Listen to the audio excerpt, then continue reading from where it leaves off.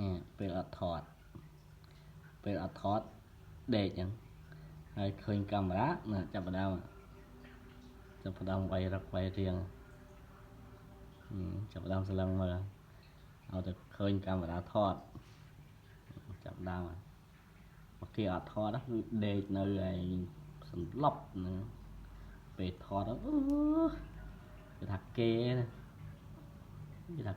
ហ្នឹងគេហ្នឹងមុខដូចខ្មោចមុខ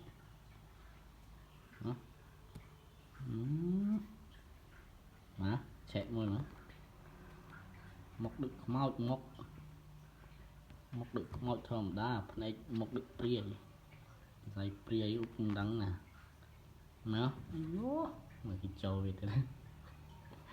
ចាអញមិនថតយកឲ្យមិនរួត